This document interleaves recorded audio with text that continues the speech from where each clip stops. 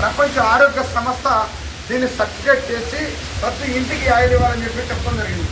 ఇక్కడ మన ప్రధానమంత్రి మోడీ గారు కూడా దీని గురించి చెప్తున్నారు. మీరు సెర్చ్ చేయండి, చెప్తుంది యూట్యూబ్లో.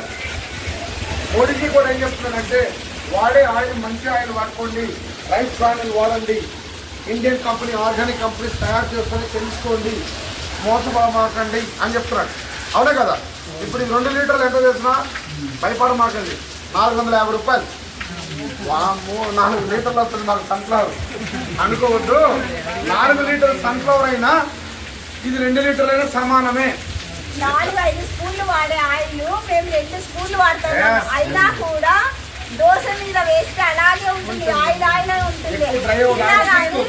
కడుపు బరువు కాదు, ఒళ్ళు బరువు ఉండదు, తేలిక ఉంటది.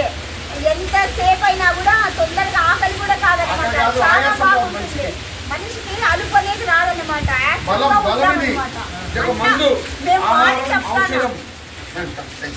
ఆహారం ఒక ఔషధాలా పనిచేయాలన్నది కానీ మన సిద్ధాంతం. మనమేం మందుల ఆహారంగా తింటున్నాం. ఒకరింట్లో డబ్బాలు కొనే మందులు. మనం అలాంటి ప్రాబ్లమ్స్ రాకుండా ఉండాలంటే బలమైన ఆహారం తినండి. మన దగ్గర అందుబాటులో ఉంది.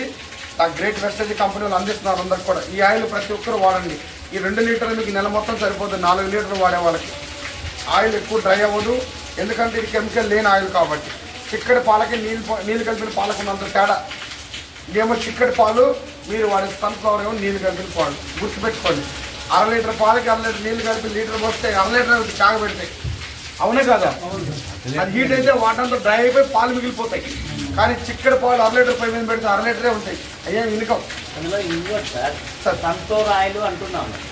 సన్ఫ్లవర్ పండించే మానవులే లేరు, అంత పెట్రోల్ అది. నిజంగా భూమి మీద రైతులు లేరు, భూమి మీద తగ్గిపోతున్నారు, జనాభా పెరుగుతున్నారు, పంట తగ్గిపోతుంది. జనాభా పెరుగుతున్నారు, పంట తగ్గిపోతుంది. ఆయిల్ ఎట్లా వస్తుంది? పెట్రోల్ డీజిల్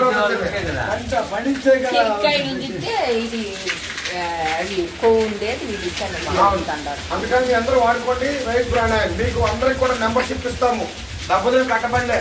మీకు మెంబర్షిప్ ఇచ్చినాక మీకు కావాల్సిన ఒక పేస్ట్, సోప్ మీకు కావాలని 4 తెచ్చుకొని వాడండి. బాగున్నాయా మొత్తం తెచ్చుకొని మన మేడం వాళ్ళు, సార్ వాళ్ళు మీకు సపోర్ట్ చేస్తారు. మీరు వాడిన తర్వాత గుర్తుపెట్టుకోండి, మీరు వాడిన తర్వాత మీకు నచ్చిన తర్వాతే మీ బంధువులకు షేర్ చేయండి. ఒకవేళ వాడిన తర్వాత మీకు నచ్చలేదనుకో ఎవరికి చెప్పమాకండి, అందరితో క్లోజ్ చేయండి. ఎందుకంటే మంచినైతే పంచుతా, చెడునైతే అంతతో ఆపేద్దాం. అవునే కదా? మనం చేసిన కూడా అదే.